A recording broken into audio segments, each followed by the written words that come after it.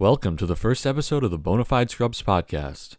In this episode, Noah and I will recap The Last Dance, talk MJ vs. LeBron, debate ESPN's all-time player list, and discuss when and how the MLB season will begin. Yeah, you know what time it is. This man was a bona fide scrub.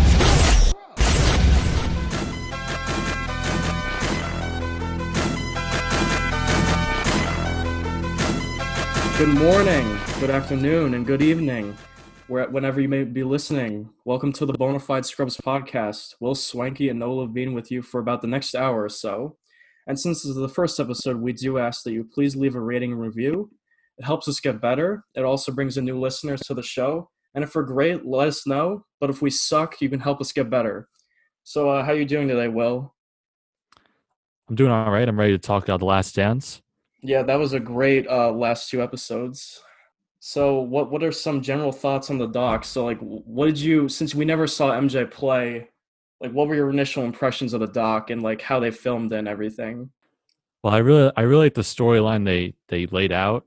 I think the parallel between MJ's entire career and the 1998 season, which was originally when I heard about it was going to be The Last Dance and it was going to focus on 1998. I thought that was kind of a wasted opportunity. I felt that they should really just do an MJ doc and do his entire career from start to finish. And that's really what they ended up doing. They just used the 1998 season as sort of a parallel for his entire career. They started off talking about the beginning of 1998 when the Bulls aren't that good. You know, Scottie Pippen, he's out for about the first 8 or 9 games of the season, and they go 500. And that's kind of how MJ started his career. He started off on bad teams with not much help. They made the playoffs with 30 wins, I think his first time against the Celtics. And it sort of progresses. Dennis Rodman gets pretty much his own episode with episode 3. And that's sort of how MJ got more help as more people came to the Bulls. So I liked how they didn't just focus on the one season and they really gave us a full MJ story. Yeah, I thought it was weird how they always, like, in the middle of every episode, they went back and forth between 1998. Yeah, I like that. I liked how they happening. I thought it was weird, but no, that. I did like it. I did like it, actually, but I just thought that was kind of interesting how they would go back and forth because, like, you know, they kind of left, like, an unfinished story almost. Well, not really, but then they went back to they went to 1998 and showed us that season, like, The Last Dance. And I didn't even know that's what Phil Jackson called it. That's why the doc is called The Last Dance. I thought that was interesting. So one of my big takeaways from this doc is MJ was even better than I thought he was. Like I always thought he was the best player, but he was even more crazy and competitive. And like it just showed what he said to his teammates in practice. He always wanted his team to be better, and he worked extra hard. Like he played almost every game. Like he wanted to put on a show for the world and all Chicago and yeah. Right. Yeah, being that you know, we were younger. We missed MJ playing for the Bulls, especially. I didn't really know that much about him. Like to be honest, like we obviously know like how much of an icon he is and what he means to the basketball and everything. But to know like specifically about his personality and the story of his career, I sort of just looked at him as like the greatest player of all time without really knowing what that meant. I think this really helped us to get to know about that. Yeah, we got to see like his daily life and all his championship runs. That was pretty cool. And honestly, I didn't even realize. Like I thought the gambling. I was one of those people who thought that his gambling conspiracies were real and that his father was murdered because he owed a bunch of people millions and millions of dollars. But David Stern, and MJ put that to rest, and I do not believe that anymore. You really think they put that to rest though? I think so with the because interviews. I don't know because it's been known that Jordan sort of got a last look at everything that made the documentary. So don't you think that if some guy said, you know, there's a lot of evidence for this, and I really do think it was connected to gambling, it was a suspension, sort of trying to be hidden by the fact that he was retired. I don't think they would have let that make it. Yeah, but his father was murdered by 2 18-year-olds. It was confirmed in the doc. So, like, I think that kind of. I don't really know. It's weird. Like, when 2 18-year-olds murder his dad, like, who was just like falling asleep in his car driving, but Yeah, Right. Yeah. Sturdy I mean, I don't, I don't really buy the conspiracy. I think that Jordan just, he dominated the league. He won three straight, and a had nothing better to competitor do. that fierce as Jordan, who is dominating, wants a new challenge. So that's Yeah, why he would go play baseball. But yeah, he I lost mean, skill. I don't know if we can say that they put it to rest if I Jordan really kind of got a thought last I look at thought it everything. did. He did lose his love for the game after his third title, and we saw that in the Last Dance. And then wanted to quit. He wanted to play baseball. He wanted to try a new challenge, which was pretty odd that he wanted to play baseball. But he loved it. Like he played it in high school, and his dad always wanted to play in baseball. The episode was very powerful, where they showed that. Yeah, I just think he's a competitor. Like when you win three straight championships and you're uncontested and you want to win at everything, like we definitely saw Michael Jordan did it through the documentary.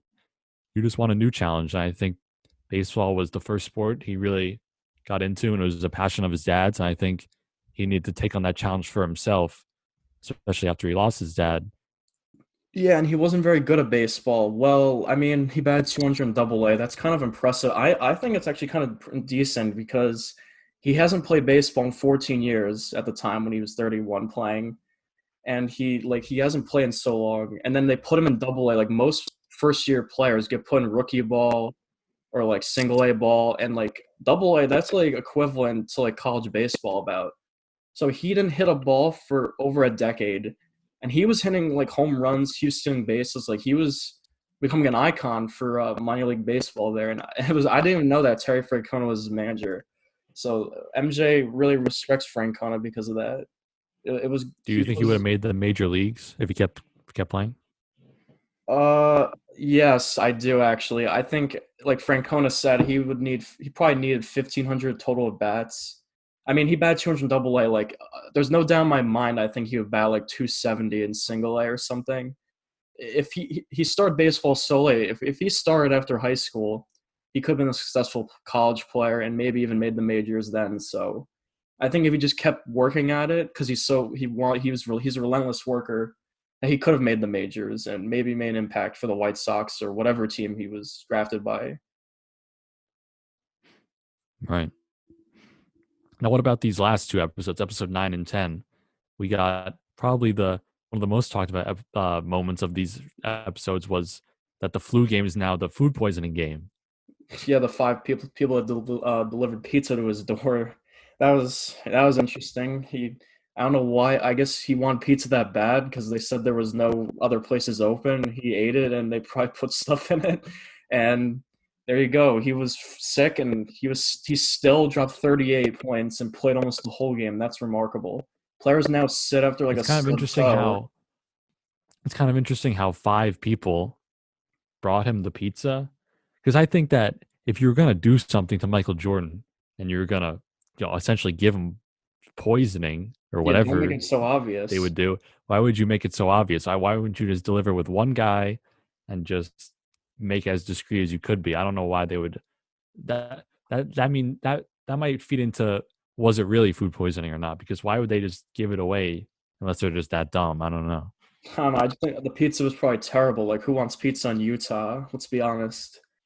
He really wanted pizza that bad. It was the only place open. But he overcame that, and the flu game happened, and he literally like people today sit after so many things for so many useless things like.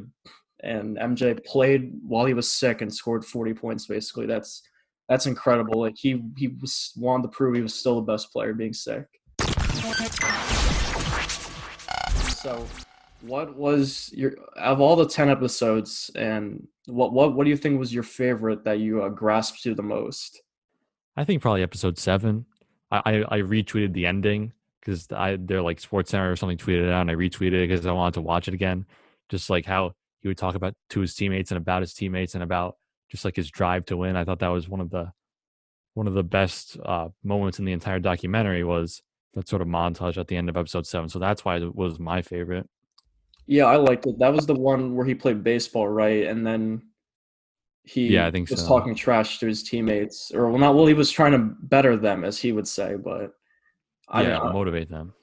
I think he was a good motivator. That was That was a great episode, but my favorite personally was episode 9. I just thought it was really powerful with the Steve Kerr segment on his family.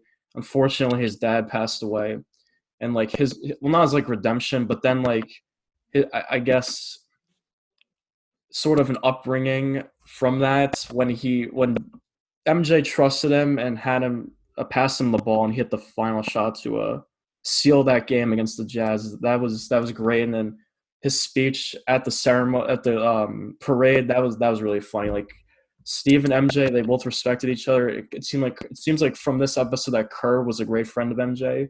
And the security guard Gus Len was close with MJ. He followed MJ around everywhere. MJ was there in the hospital when he was sick. He paid for his bills.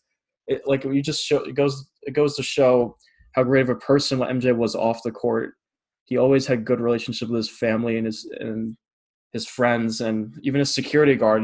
He didn't have to do that for a security guard and show up there, and he did, and he made an impact in his life. They were like he said, Gus Len was like a father figure that was great to hear since he lost his own father, MJ, and he needed some guidance, and Gus provided that to Right. him. And speaking of Steve Kerr, that became kind of like the Steve Kerr episode. Like Dennis Rodman got his own episode. That was sort of like the Steve Yeah, Kerr. yeah. And if you It think was, about Steve Kerr was a pretty important teammate for Michael Jordan in those in the second three-peat. yeah, definitely. And Kerr after the team broke up, Kerr won a chip in '99 with the Spurs. Can you believe that? He Yeah, I know he four-peated and won four MJ straight. didn't. Yeah, MJ didn't get the four-peat. He wanted to though. That is pretty funny. Yeah. So after watching this doc, MJ clearly the greatest player ever. Magic Bird. Everyone who was interviewed made sure of it. The highlights, the airness. It was great. There was also some funny things in this doc. A lot of memes came out of it. Yeah, right. The memes we got out of it were pretty great, I think. Yeah, him laughing at Gary Payton Just and staring at the iPad meme. yeah, the iPad. Ron Harper was pissed that he couldn't guard MJ on the last play. He was just like, F this, I'm out. That was funny. And MJ hit the double clutch shot in Elo's face to win that game. That was crazy. Ron Harper still probably can't get over that moment. And we saw Right. MJ Yeah, make we fun all of know the shot on Elo, but it could have been the shot on Harper and maybe he would have missed it. We don't know. yeah, we don't know. And MJ making fun of his teammates, that was always funny, them cursing them out and making them laugh and stuff. And one episode, well, I don't know which number this episode was in, but the Dream Team, when MJ when Jerry Krause was made to look really bad in this doc. He tried breaking up the dynasty, like tried rebuilding a team in the middle of a dynasty, which was stupid. He looked at Tony Kukoc and thought he could be better than MJ and Pippen, and MJ and Pippen were relentless in that game. When they played against Croatia on the Dream Team, they just made Jerry look like a fool. They wanted to make him look so bad, and Kukoc Yeah, and you was can just a see decent role player. it was like a constant. They constantly. It wasn't like they started to hate Kraus when he wanted to break up the team. Like this was sort of like a Yeah, consistent problem they had with him. You could see in the old clips they say like don't show Jerry and things like that when Jordan's talking to other people. So they clearly didn't like him for a long time, not just as he wanted to break up the team. yeah, he didn't want to pay Pippen. Like he really had a horrible relationship with Pippen, and that's not good if you don't have a good relationship with one of your stars. That really hindered Jerry Krause there. And with Kukoc, he was a good role player. Like honestly, I thought he was a pretty cool guy. It seemed like when he was interviewing and stuff, he liked MJ and Pippen. It seemed like, and I guess he didn't mind getting destroyed the first time around by the Dream Team. He actually played better the second game, but they obviously got blown out Yeah, because he of well, the Dream he Team. he didn't get put down when two of his potential teammates and two of the best players in the world, made it their mission to make a fool out of him. He came back the next game in the championship game and performed well. So I thought that was good to see. You know what doesn't make any sense to me? How like the best European player could just like join the best NBA team like that? Like, I mean, I know they signed him and stuff, but like that's just like, what if the Warriors were just decided to sign Luka Doncic? Like, that's insane. Like, they just get the best Euro player for no reason. I mean, Kukoc wasn't that good. Yeah, He's I not wonder Luka, why. I wonder obviously. why that happened. Like, he's not better than Luka, obviously, but like, how do other teams like not bid on him or something? Like, why didn't like some team like the Right. Knicks Yeah. or somebody?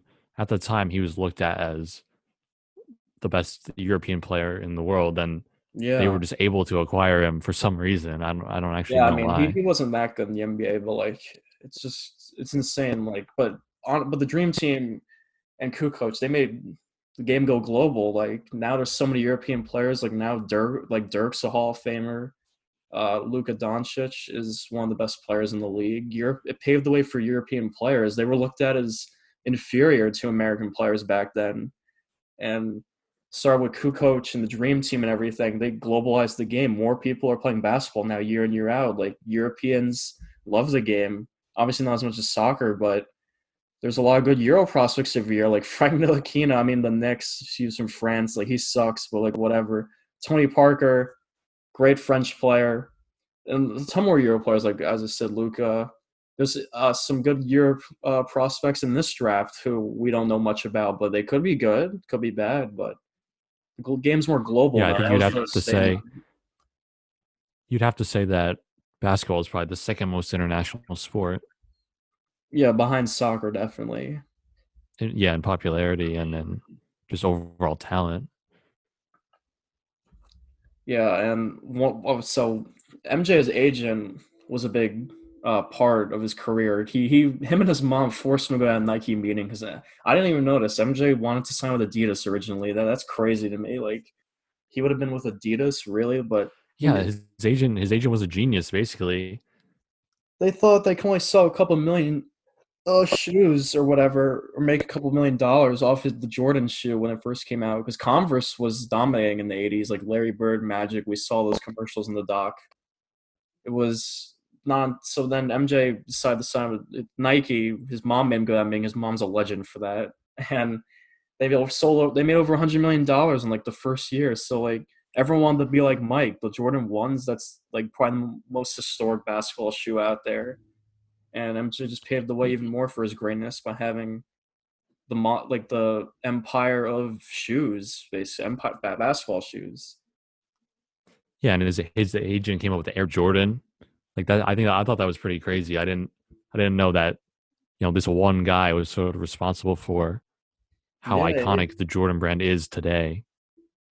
yeah, Air Jordan. Like, I would never thought of that, but like it fits and it's kind of catchy, I guess, and it sells shoes. Like MJ's made more money off shoes than any player, and he's worth over 2 billion now because most of his shoes he didn't get paid much then.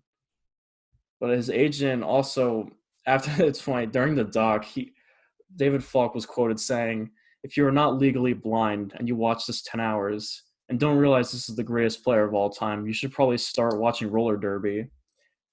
I mean, a lot of Yeah, I think bias in there, but he said that after the doc, and yeah, that is pretty funny that the Michael Jordan verse, I guess now it's LeBron mainly, that debate like basically never ends, and it's still goes, and it especially came up after we watched the documentary. And yeah, that is pretty funny how he just basically straight up discredited everybody else. yeah. But it's so crazy with MJ. He was so good when he entered the league. Like Magic and Larry were in his third or second year. We're saying MJ's like already the best player ever. Like that's insane. Like MJ, he averaged 28 points as a rookie. Like nobody does that anymore. And he averaged like 37 his third year and like swept every award. Like nobody does that anymore. It's just crazy. Like he Right, dropped 63 and on third. that's coming off a championship in college, and he came into Yeah, the NBA. he won at every level of his career, which was impressive. With MJ versus LeBron, there's so many polls out now. Like you see the ESPN polls, there's like 16 like random categories. Like everyone voted MJ. Everybody knows, and like this doc is so new, and it's gonna put a little bias in people too. Yeah, I watched a really comprehensive YouTube video recently, and this guy went really in depth about MJ versus LeBron, and he looked at obvious stuff like accolades and stats and all the stuff that everybody looks at, but he also went into advanced analytics, and he looked at how I think in the last 2 minutes of games with the score separated by 5 or less, LeBron shoots like 20% or something, That's and he terrible. went he compared that to most people saying it's basically god awful, and then he looked at Michael Jordan, and Jordan shoots like 48%, which is I think like it was like 1% lower than he shoots for the rest of the game. So Yeah, you could see that's just crazy. Yeah, so though he went really in depth into those like stats that people don't really look into that much, and it was still just clearly Michael Jordan on it, like across the board. Like he quit 3 times and still has way more accolades than LeBron. Obviously, LeBron's not finished, but like people always like LeBron's like amazing still in his 16th year or whatever, as we know. But like the longevity between LeBron and MJ like isn't as big of a disparity as people would make it out to be. MJ played like 82 games, like half of it or more than half of his seasons. LeBron like now, well, not this year, but recent years he's been sitting a lot, and he was also injured that one year. MJ was also injured a year, but MJ had very good health during his career and good endurance. It allowed him to play like almost every single game to put on a show. And MJ, like he was the dynasty in the '90s. He didn't allow Karl Malone, Stockton, Barkley, all these Hall of Famers to not win rings. And LeBron's been looking up at the dynasty most of the time. He lost to the Spurs in '07. The Spurs, I would say, they were the best team of the 2000s. And then the Warriors in the 2010s, it looks like they were the best team.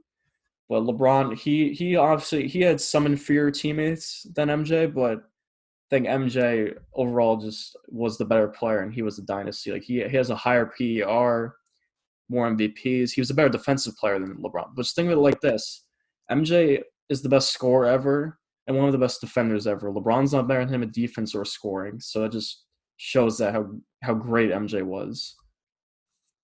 Right, and I hear an argument a lot that LeBron made it to 8 straight finals, Yeah, and that's and overused. that makes it better than winning 6 or whatever it is. I would say to that point that if my team wins a one championship, I would trade that over them going, 10, even 20 years in a row. I would rather take that one win than 20 losses or 10 losses in a row. Yeah, you're there to make the finals to win. I don't want to lose 7 years in a row. Whatever he did, I don't. It doesn't matter. But like, I want to take that one win. Like that's special winning.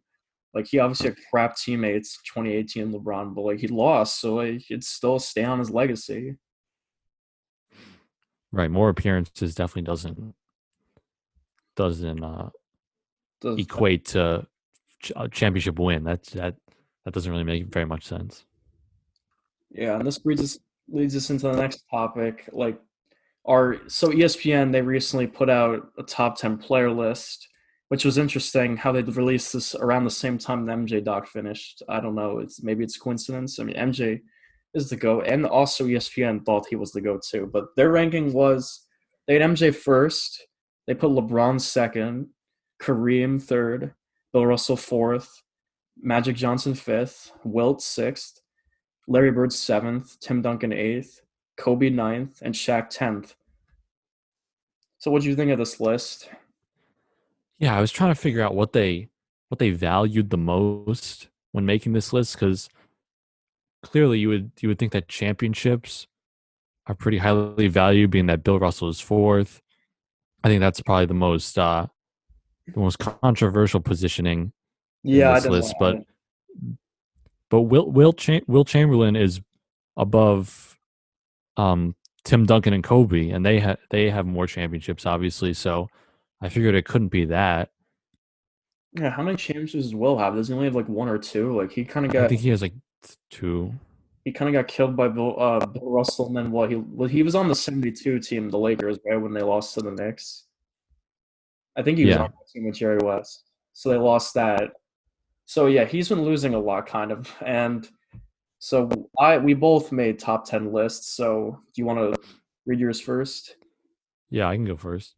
So my top 10 is Michael Jordan number one, LeBron James number two, Kareem three, Magic four, Tim Duncan five, Shaq six, Wilt seventh, Bill Russell eighth, Kobe ninth, and Larry Bird 10th, Yeah, which is incidentally the exact same top six that you had.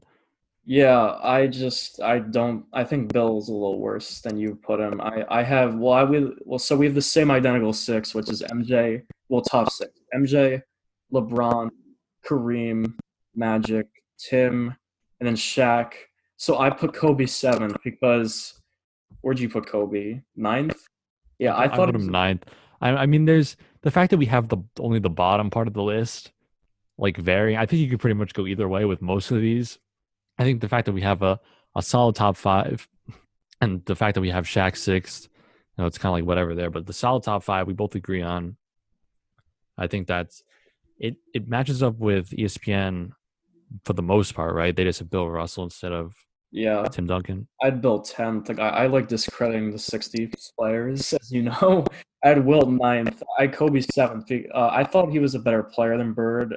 I think most people agree with that. And I just thought he was, he played in a better era and he won more rings. I thought he was better than Wilt. I mean, Wilt's insane, like his stats, but he didn't play against the best competition, let's say, and so I had Wilt ninth and Bill 10th, with Bird eighth. I feel like I rated Bird Mhm. too low. I don't know. Like he was a great passer. Like he just as good as a passer as Magic and LeBron. I'd say he's a better shooter than LeBron too, and he's a better shooter than Kobe. Well, I put Bird 10th, so He's I don't know. Maybe I don't know Bird. Like he's a better shooter than Kobe and passer, right? Like Bird also was a pretty good. He was a great rebounder and a pretty solid defender. But Kobe. He played many more years and was better for longer. Like longevity has a big factor, I think, because Tim Duncan. right, more championships. Yeah, Kobe is two Finals MVPs. Obviously, he won three with Shaq, but he still was a very good player. Like it's not like Kobe was slouched in those series most of the time. He was a great player. And Bill, you had Bill eighth. You just championships matter a lot to you. I didn't realize until I looked this up the other day that Bill has five MVPs. I didn't realize he had that many MVPs. I think that has some weight because I think MVP is pretty hard. Pretty hard. Let's say. I mean, it's probably the second hardest award to win besides a championship, right? For an individual player, like there's only one Right. MVP. I think it's also objective for your era. I mean, you can't use the era argument against MVP because it's Yeah, just the best player of your era. yeah. Like all these players have won a lot of MVPs. Actually, yeah, Magic. I think he won three. I think all these players on this list have at least three MVPs. Now I think about it, Bird has three. He won three straight in the '80s, which is impressive. What is Wilt's MVP I don't know. I'll look total at looking like? Will Chamberlain. How many MVPs? He had four, so he had one less than Bill. Actually, I would think Will had more MVPs than Bill, if I'm being honest, because he scored way more, he rebounded more. That's kind of shocking that Bill actually has more MVPs than him to me. Yeah, Bill just he shut him down. He won against him head to head, and he won the MVPs and awards matchup also. Yeah, and I know Kareem. He has the most MVPs actually on this list. He has six. MJ has five, Well, and he's the most all time, right? So yeah, he's the most. MJ has five, one short of Kareem. I mean, let's be honest. If MJ didn't quit in '94, he probably would have won MVP in a championship. And LeBron is what, four now? Yeah, he won two with the Cavs and two with the Heat. A lot of people think that he should win MVP over Giannis. I don't think so, but that's another story for another time. okay, so moving on to the MLB, there's been a lot of talk recently of them trying to start up their league. They have a bigger task than these returning leagues like hockey and basketball because they have to do a full season. Whether it's abbreviated or not, they still have to do at least some regular season and obviously a full playoff and the World Series. The NBA, on the other hand, just has to do their postseason, so they have a little bit easier of a task. And Yeah, I think that. I'm sorry. Well, go ahead. No, I was gonna say yeah. So they got to finish the whole year. They got to play a lot of games. I don't know what they're doing with the divisions, but yeah, we'll see how that goes. I don't know. And it's sort of become a owners versus players battle to get the season started, which, funnily enough, we see in the NFL and the NBA, and the players seem to have a lot more power. The baseball players sort of just fall in. I think most of the time in recent history, as I think the salary cap, they really don't want a salary cap, so I think that they're a little bit scared that this situation is going to lead to when they have the next agreement that there's going to be a salary cap, and that's the reason for pushing back so much right now. Yeah, do you think that the NBA is coming back this year in The some NBA, form? Yeah, do you think the NBA? I think all the yeah, sports are going to come back. I think they have the most freedom in terms of when they come back, Yeah, they have where the they most can money. play. The amount of time their season is going to be when it restarts is not very long, and I think their players have the most power. So I think that those are factors as to why it would be if I had to pick a sport. If you only give me one choice, and I said what sport's going to start, I think the NBA would be my choice. Wait, first? You think they're going to start first? You think the NBA is going to start first? Uh, it depends. I don't know. It depends on how if the owners and players in the MLB can get on the same page. I think that the NBA players and the NBA owners are already on the same page in terms of if things are safe and if things are ready to go, they'll all sort of say, yeah, let's do it. I don't think they're making a decision for another couple weeks. I mean, I think baseball is going to come back before anything because they need to get going. Because if you think about baseball players, they make the least money out of these sports. Well, not they make more than hockey, but But they no, they don't. They make the most. well, oh yeah, yeah, that's true. Well, I mean, the average player in MLB, I mean, a lot of these players only make like 500K. I mean, even the superstars don't make much because with the salary, how that works, but with arbitration and stuff. But MLB, they actually have less revenue than the NBA, so they need to get going and play these games because a lot of people they need money actually. And same with hockey. I heard hockey, the NHL, there's going to be 24 teams. Apparently, they're trying to get to play. I mean, that doesn't make any sense why they just leave 7 teams off. I don't know why. Maybe the owners don't agree or the states don't agree to that. But hockey, they make the least money. Not baseball, obviously. That was a mistake by me. But Yeah, hockey, right. these players, they actually need the money. They don't make like the best players make like 15 million a year, probably max per year. So a lot of these average hockey players only make like 1 million or 2 million. Like if you think about it, I mean that's a great job, obviously, yeah, compared to the average American person. But like these hockey players, they need this money for their family and everything. They need the money to do stuff, and I think they're willing to come back. I mean, if 24 teams are starting to agree, it looks like they're going to come back soon. Right. So they just scrap the regular season entirely and just start with like a 24 team tournament? How would that work? Oh, I don't know. I haven't read that much about that yet, but I just heard that it was 24 teams, and well, they actually have less regular season to play than the NBA, I believe, because they start like a couple weeks earlier. So Right, yeah, I don't know. I don't think either of those leagues should resume where they left off. I think they should just skip to the playoffs at this point. yeah, there's like probably maybe I don't know 12 game. I'm gonna look actually. Maybe there's I like think the 12 NBA had games, 15 majority, like on maybe average, 10, remaining. a little under 10. But yeah, the NHL playoffs that kind of needs to get going.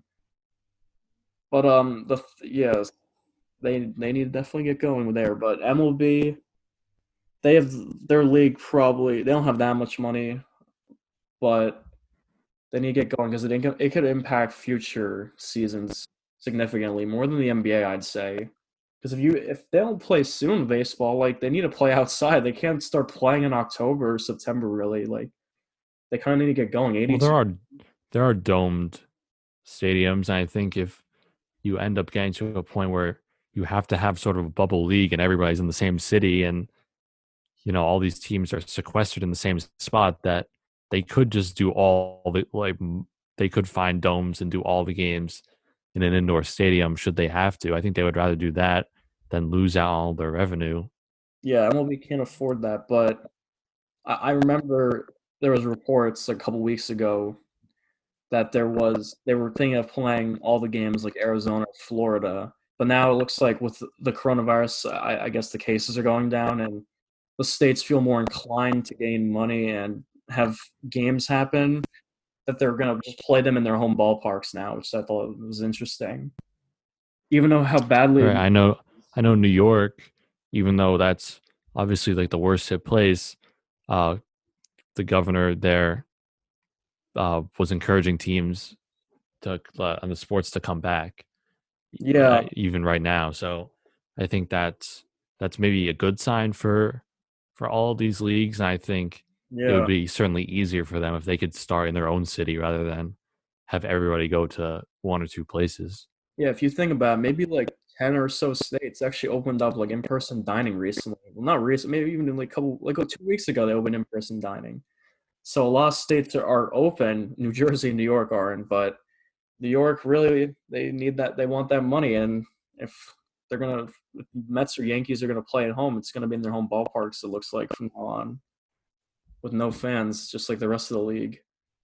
So what do you think of the division realignment? They were talking about three the different divisions. They would just cut the into East, Central, and West. Like, do you think that's gonna like change anything? I mean, 82 games definitely makes a difference, I think. But Right. I think 82 games will make more of a difference than that. I assume the division realignment is to limit travel for these teams. So instead yeah, of definitely. flying on planes and going long distances, they just like take a bus to the closer cities and play within their division only. I think you'll see a lot. It'll be a lot closer of in terms of the disparity between the best teams and some of the more middle tier teams. The 82 game season will have the most impact on that, just because it's less of a sample size, more I guess upsets you could say will happen, and the records will be a lot closer together as Yeah, opposed to a season that's double that length.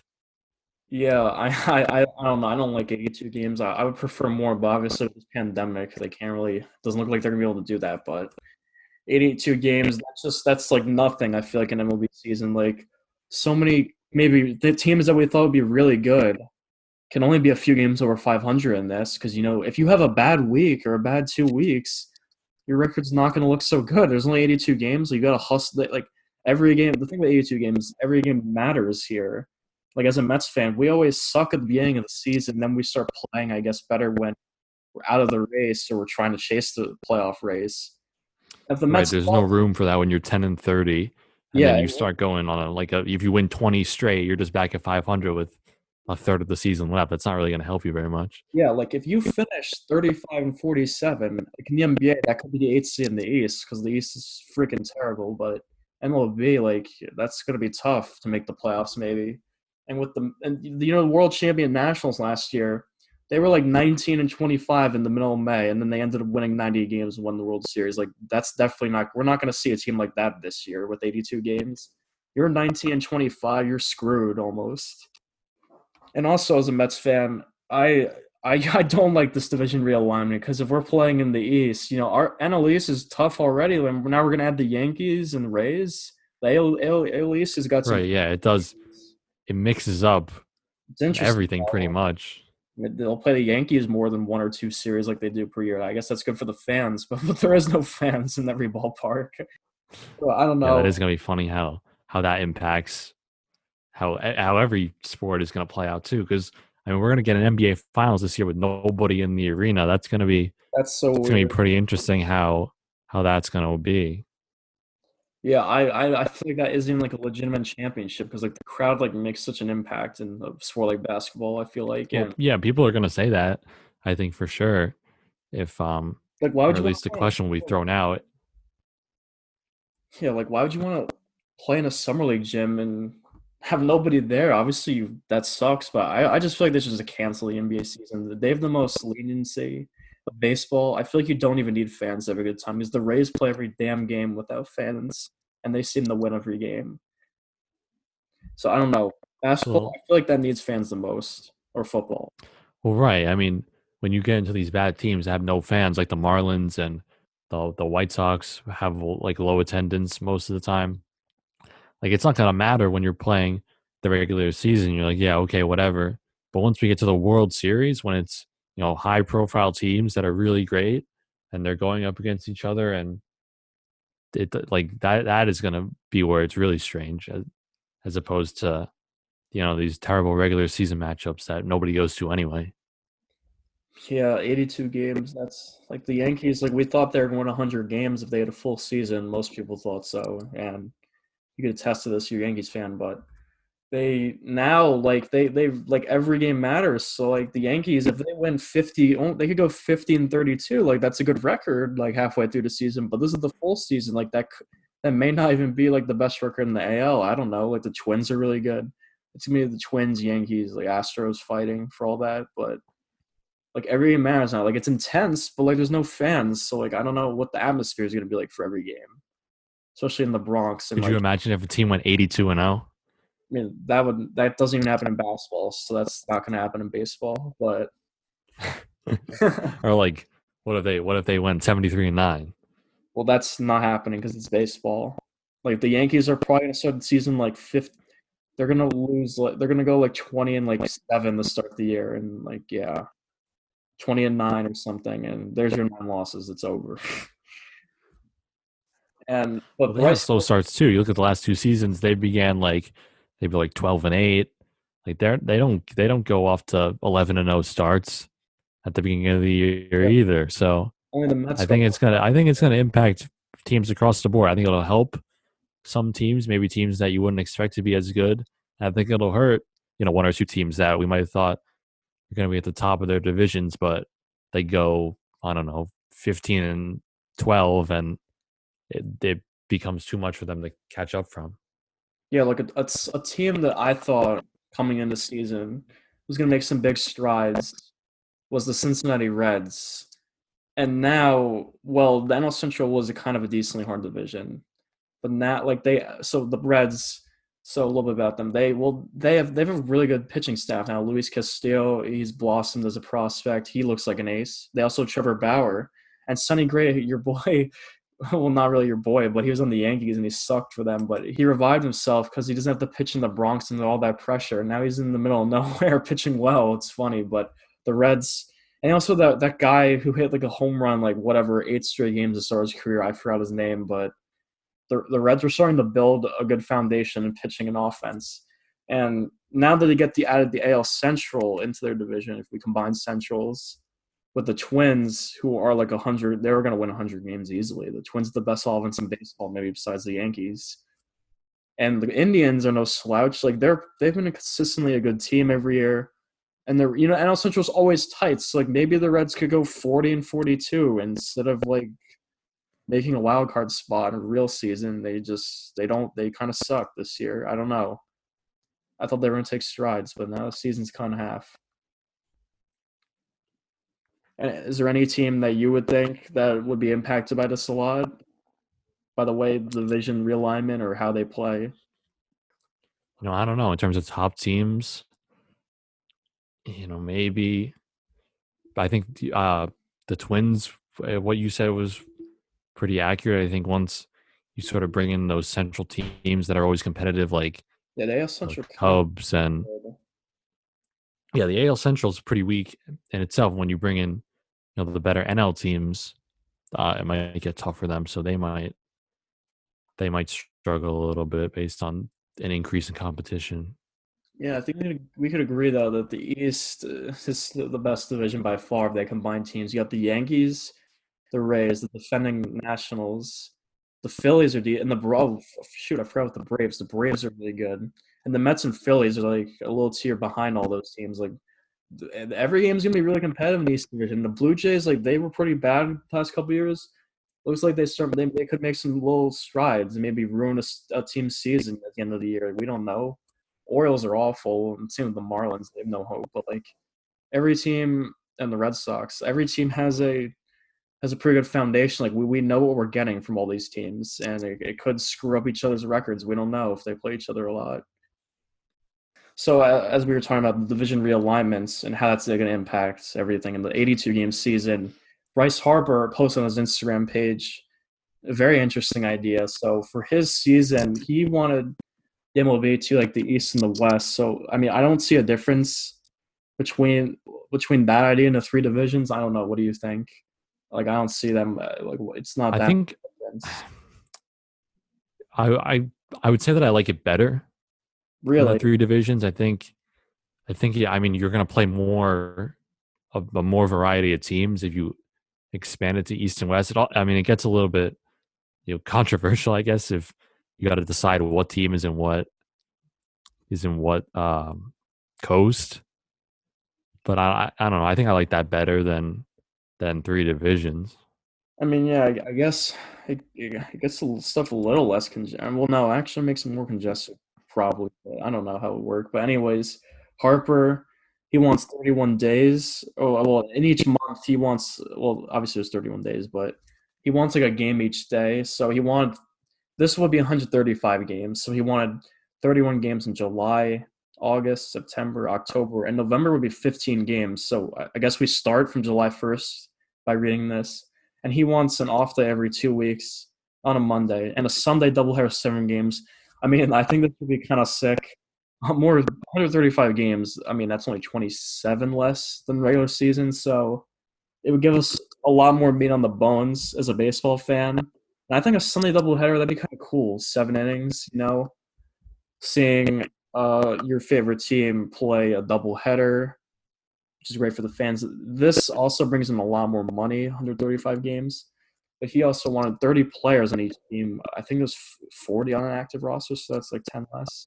A six-man rotation instead of five, which is what every team uses now. But he wants to save arms, and he wants DH, like universal DH, but that might be coming in future seasons anyway. So I mean, I don't have a problem with universal DH. And the playoffs would be two I think weeks. this is their time to test it. If they're going to test anything, this season is definitely their time to test. Yeah, The new playoff format with the more wild cards. If they're going to do universal DH, just do it now. Just try it. I don't think it would go away if you brought it right now. And but my favorite thing about this proposal is the playoff format, which really, is so he says that there will be 10 teams in a round robin format, which was similar to the College World Series. And he, what does he want here? He wants them to all be in one stadium.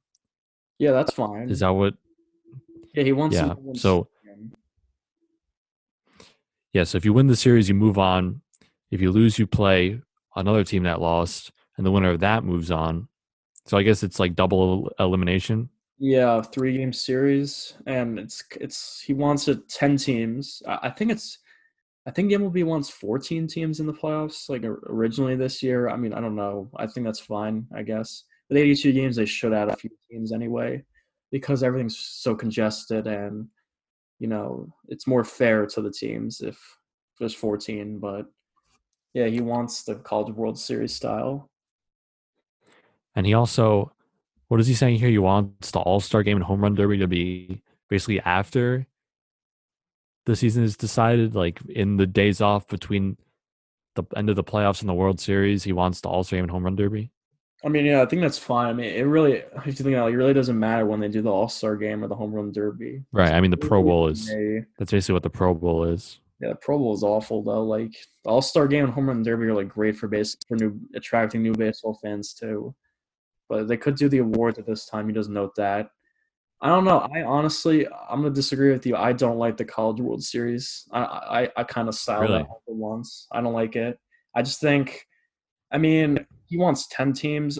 I mean, if MLB really is doing 14, like I don't know how that would work. I mean, 10 teams is like too little to me. 14, I just think I think they should just shorten maybe the rounds. Like well, the World Series make that 7 games. You can't change that. The divisional series, make it just best of three, and if you're adding more wild card teams, that should be a 1 game playoff. Just have the division How series. much is it now? How much has it been? Has it been 10 up until they wanted to change it now? How many teams have made it I think normally? 12. I'm not sure. Hold on. I think it is 12. I think you're right. Yeah, I think it is 12. So I don't know. Like I don't like what is it? Double elimination? Is this what he's saying? Yeah, it's double I elimination. kind of don't like that. I kind of just want you to lose and you're out. Like if you're a wild card team, you lose. Like that's it. Pack your bags. Division series. They should just make the division series 3 games instead of 5 if they want to shorten it that bad.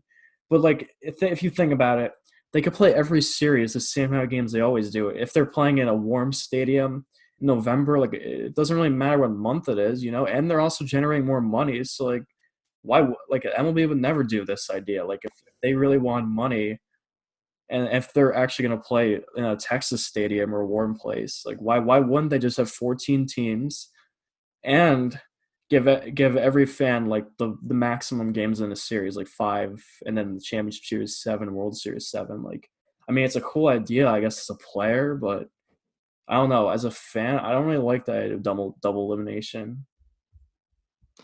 Right, to the point about, what team can start first, what league rather can start first, and what league should start first. Baseball definitely has the most flexibility with when their next season is beginning.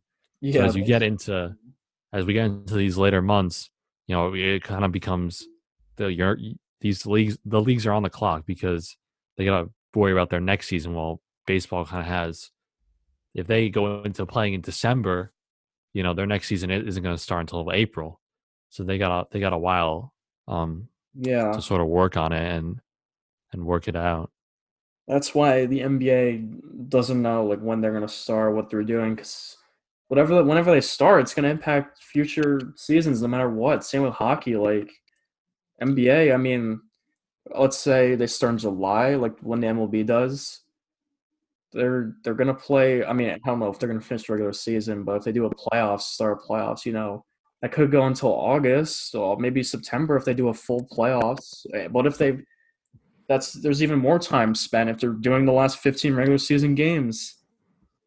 And if you finish the season in September or something, late September, like there needs to be the draft, training camp, like all these off days. Like the season might not again, like they can't start in October like they always do. They need time off, so it might have to start in December like Right. the lockout season did. I Well, don't like. that's why they need to start soon. That's why they got to be.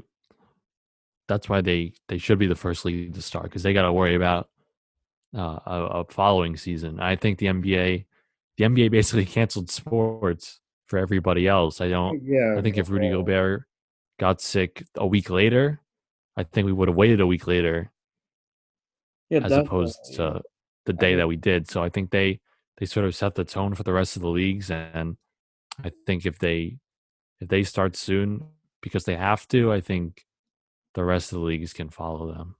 can you believe that we got no March Madness this year and like sports won't have fans? That's Like, definitely the most disappointing thing to me. yeah, I mean, March Madness is great, and it sucks because like we just saw the Chiefs win a Super Bowl a month before the coronavirus took over our lives, but and then March Madness is gone. Rudy Gobert gets it. There you have it. We might not have fans in attendance in any sporting event until 2021, which is insane. Right. I would not be surprised if the Super Bowl 2021 was the first event with people in the stands again. Yeah, it all depends when they if they've ever find a cure or whatever, if they get a vaccine going by like January. They claim they can get one by then, but I don't know what's gonna happen with that. The Super Bowl, the NFL, they obviously I don't know, but the NFL is gonna start. It looks like on regular scheduled time, but we'll see what happens with that. I mean, they probably will anyways, because if all these other leagues are going at the same time, like why not they play? Right. Yeah. Unless these leagues do, one city, one stadium, those kind of things. There's really nothing. The NFL can sort of just follow their model. I think, especially if they're playing in their regular stadiums, then it'll be easy for them to just sort of resume. Yeah, and they made their scheduling a little different. They if they have to cancel games, like push stuff back, they do have the ability. And I read something like if they do like take away a game or something, they can make this. They could push back the Super Bowl 2 weeks. Like they have the flexibility with the way they did it, and they could just cancel the Pro Bowl too or something. But well, the Right. They added NFL the it doesn't extra game this impact. year, right? No, that is actually in 2021. They're playing Oh, 17. that's next year. I was gonna say that they could just kill the extra game, but yeah, they don't No, have it. They don't have that I mean, right now. I don't know. I think Roger Goodell's poised. He knows what he wants, and I think we're gonna have a 16-game NFL season this year. But I don't know when the Super Bowl is gonna be or any or fans are gonna happen or whatever. We'll see. Who knows what's gonna happen in the fall? Thanks for listening to this week's episode of the show. Make sure to leave us a rating and review and to follow us on Twitter at Bonafide Scrubs and on Instagram at The Bonafide Scrubs. See you next week.